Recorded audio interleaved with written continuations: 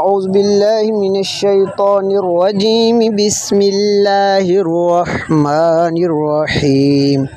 وَيَقُولُونَ مَتَى هَذَا الْوَعْدُ إِن كُنتُمْ صَادِقِينَ۔ واو اور یا کا مطلب وہ قولونا کہتے ہیں، اور وہ کہتے ہیں متا کب، ہاذا کا مطلب ہوتا ہے یہ، وعد وعدہ، یعنی یہ وعدہ کب پورا ہوگا یا کب آئے گا، یہ وعدہ کب ہے۔ ان اگر کن ہو تم ان کن تم اگر تم ہو،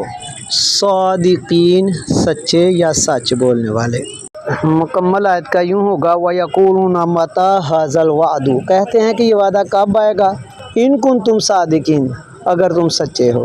فقرے کی مناسبت سے ایک آدھا لفظ اپنی طرف سے بھی لگا لیا جاتا ہے، جیسے بریکٹ میں لگایا ہوا ہے کہ تو بتاؤ، یعنی اگر سچے ہو تو بتاؤ کہ یہ وعدہ کب آئے گا، یعنی وہ قیامت کی بات کرتے تھے کہ آپ کہتے ہو جی قیامت آئے گی، یہ ہوگا وہ ہوگا۔ ما ينظرون إلا صيحة واحدة تأخذهم وهم يخصمون۔ ما کا مطلب نہیں ہوتا ہے اگر اللہ ہو، جیسے یہاں پہ ینظرون کے آگے کیا ہے اللہ، ما نہیں، ینظرون وہ انتظار کر رہے یا وہ انتظار کرتے، اللہ مگر، صیحتاً کہتے ہیں زوردار چیخ کو، واحدتاً ایک، وہ محض ایک زوردار چیخ کا انتظار کر رہے ہیں، تاخذہم ان کو پکڑ لے گی وہ چیخ، وہ پکار، واو اور ہم وہ، یقسمون کہتے ہیں آپس میں جھگڑے ہوں گے، بحث و مباحثہ کر رہے ہوں گے۔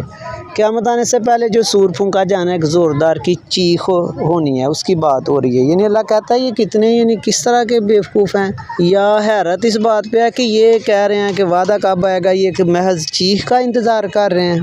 مکمل آیت کا یہ ہوگا ما ینظرون الا صیحة واحدة تأخذہم، نہیں وہ انتظار کرے مگر ایک زور کی چیخ جو انہیں اس حالت میں پکڑ لے گی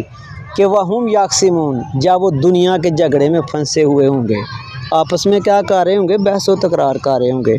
تو قیامت جب آنی ہے، بتایا جاتا ہے کہ انسان کو پتہ ہی نہیں ہوگا، دنیا کے معاملات میں الجھا ہوگا، معمول کی لائف گزارا ہوگا کہ قیامت آ جائے گی۔